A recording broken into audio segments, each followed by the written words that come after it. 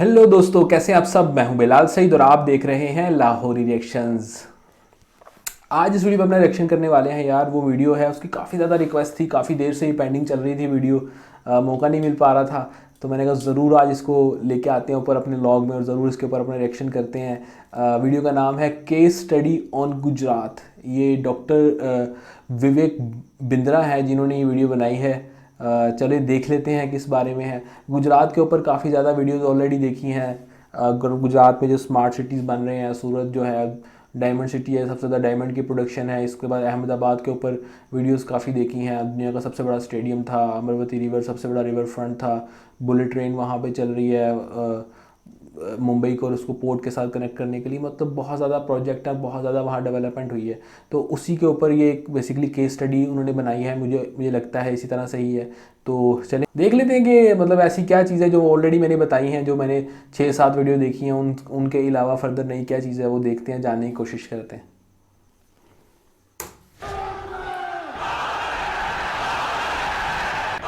Okay.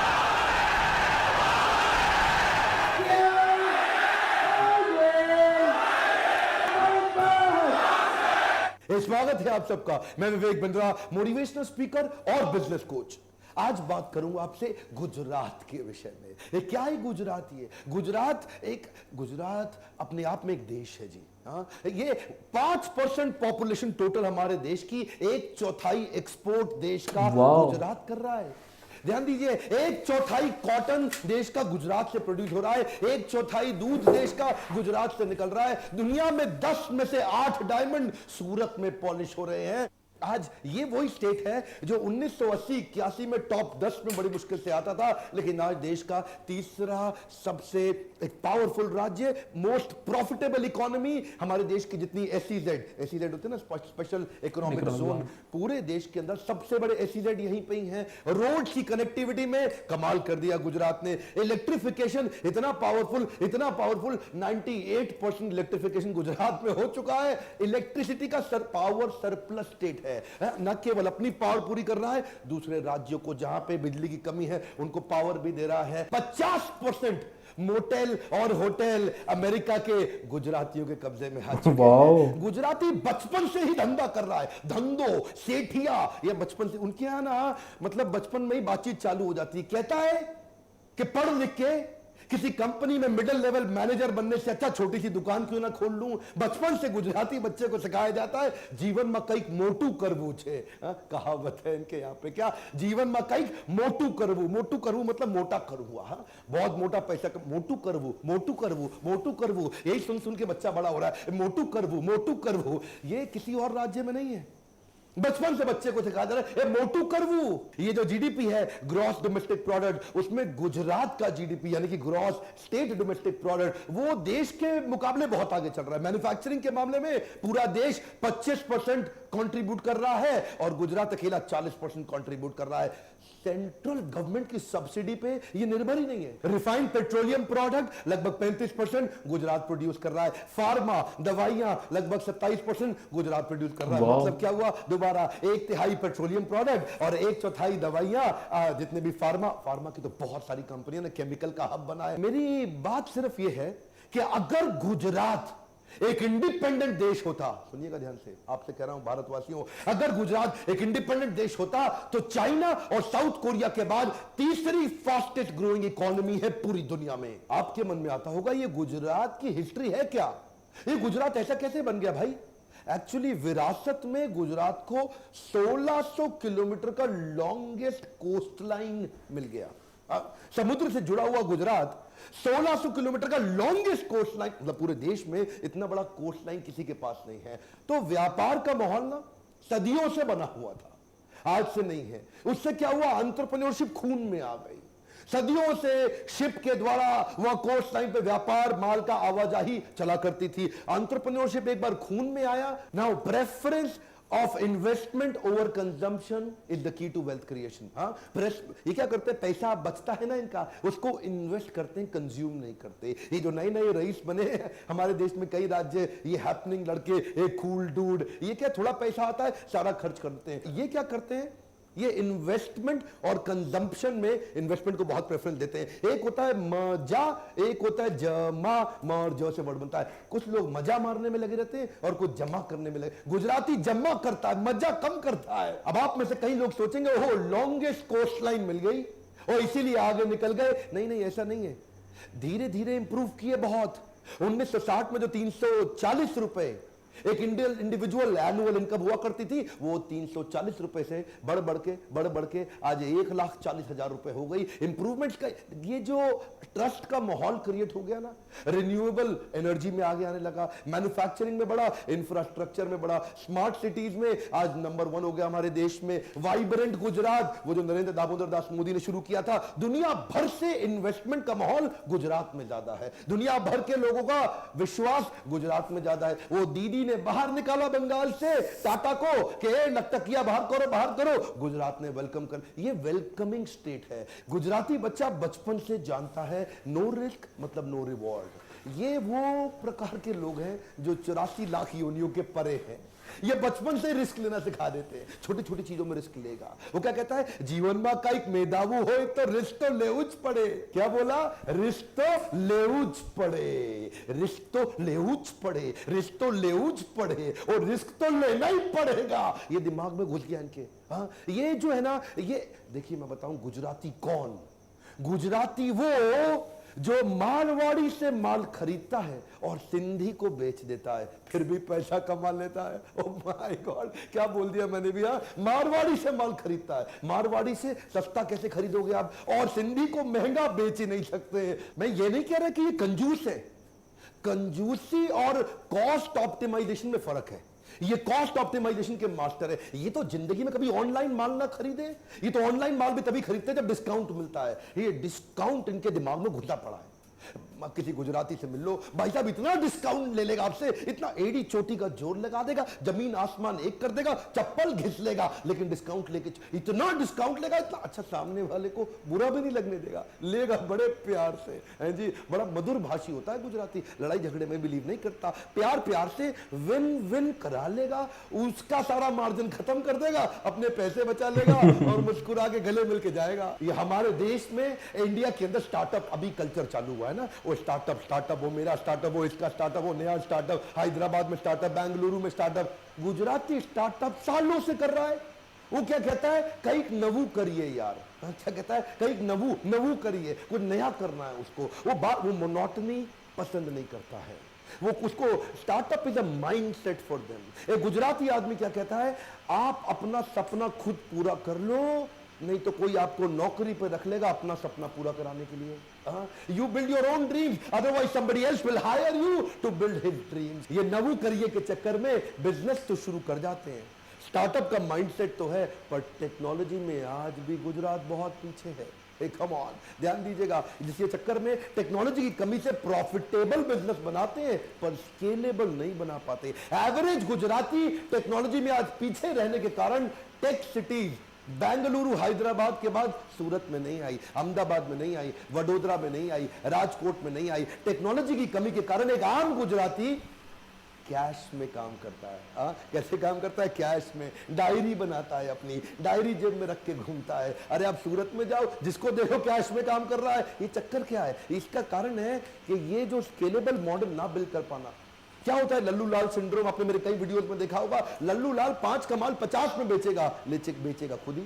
Gulab jamun खुद ही बनाएगा, कचौड़ी खुद ही बनाएगा। जो बड़े बड़े एक्सपर्ट हैं गुजरात के अंदर, वो आज भी गल्ले पे चिपक के बैठे हैं। टेक्नोलॉजी की कमी के कारण अपने आप को रिप्लेस नहीं कर पा रहे, हाई परफॉर्मेंस टीम नहीं डेवलप कर पा रहे। यही कारण है सबसे ज्यादा गुजराती मेरे लीडरशिप पैनल में आते हैं और अपने बिजनेस को नेक्स्ट लेवल पे लेके जाते हैं। अच्छा, लेकिन ये तरीके अपने निकाल लेते हैं। अब टेक्नोलॉजी नहीं है लेकिन बिजनेस बड़ा करना है, मेरे को अंबानी बनना है, अडानी बनना है, पटेल बनना है, तो कैसे करूं? वो क्या करेगा, आपड़ू सेटिंग ऊंचू छे बका। क्या बोलेगा, आपड़ू सेटिंग ऊंचू छे ए बक्का। ये जो चक्कर है ना, ये मैं काम नहीं बनेगा, सेटिंग कर लूंगा, कोई ना कोई तरीका निकाल लूंगा। ये इनका माइंडसेट, को रास्ता ढूंढ ही लेते हैं। 98.6% विलेजेस यानी कि गांव ऑल वेदर रोड के साथ कनेक्टेड है। हाँ, रोड कनेक्टिविटी तो हो सकती है लेकिन इसको बोलते हैं ऑल वेदर रोड। सर्दी गर्मी या हो बरसात, सड़क पे चलता ट्रैफिक दिन और रात। ये ऑल वेदर रोड के बाद इनका टूरिज्म बढ़ गया,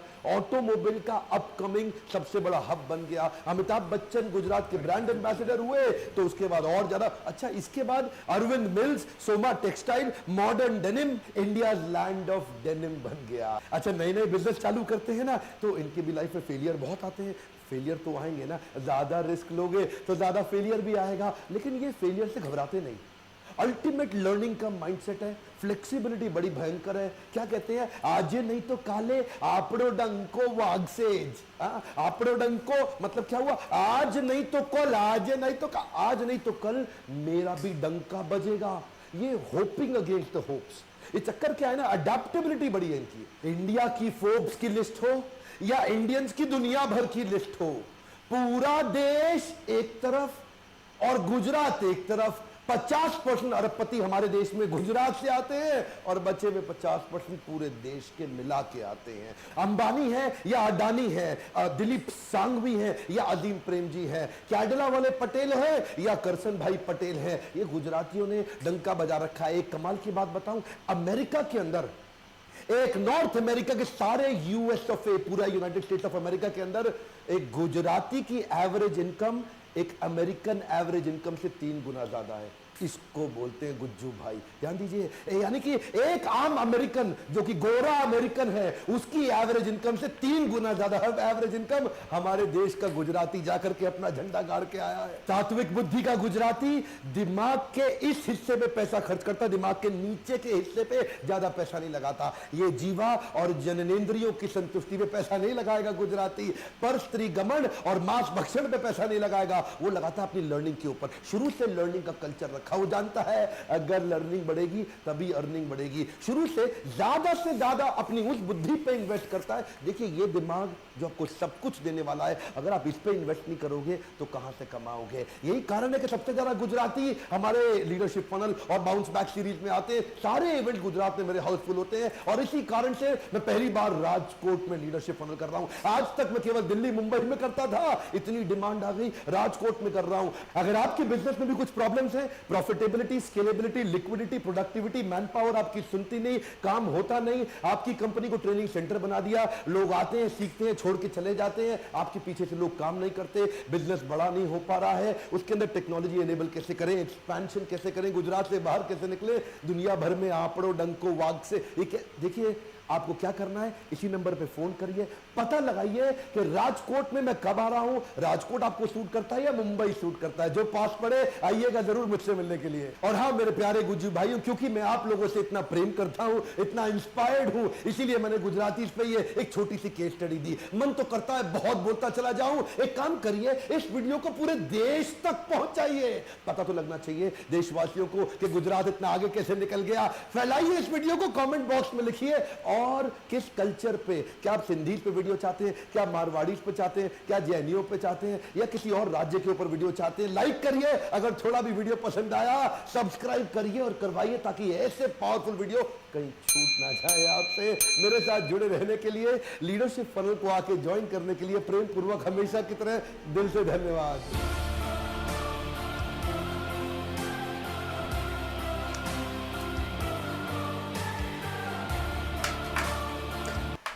यार कुछ चीज़ें तो पता थी ऑलरेडी, जो रिसेंटली जो डेवलपमेंट हुई है, जो नरेंद्र मोदी जी जब वहाँ पे सीएम थे उस स्टेट के, तो उन्होंने जो जो काम किए वो तो मुझे ऑलरेडी पता थे कि सूरत जो है वो diamond city, diamond hub of the world कह लें, और अहमदाबाद बहुत ज़्यादा डेवलप्ड है, अभी स्मार्ट सिटीज़ वहाँ पे बहुत ज़्यादा बन रहे हैं। साथ ये चीज़ें तो, और जो रोड्स का इंफ्रास्ट्रक्चर है, बुलेट ट्रेन्स, पोर्ट्स वहाँ पे डेवलप हो रहे हैं, पोर्ट्स के ऊपर इकोनॉमिक जोन डेवलप हो रहे हैं, ये सब चीज़ें तो पता थी ऑलरेडी। लेकिन इससे इम्पैक्ट क्या आया, जो इंडस्ट्री, किस किस तरह की इंडस्ट्री आई, ज़्यादातर textile manufacturing industry I, auto manufacturing industry I, textile industry, denim industry वहाँ पे बहुत ज़्यादा आई, डायमंड इंडस्ट्री वहाँ पे आई, ये चीज़ें तो आई। उन्होंने बताया कि टेक इंडस्ट्री वहाँ पे नहीं आई, क्योंकि गुजरातियों का माइंडसेट ज़रा टेक के साथ है नहीं, मैच नहीं करता, मिलता नहीं है। एक बात उन्होंने बताई कि यार उनकी जो वर्कशॉप्स होती है उसमें सबसे ज़्यादा गुजराती आते हैं।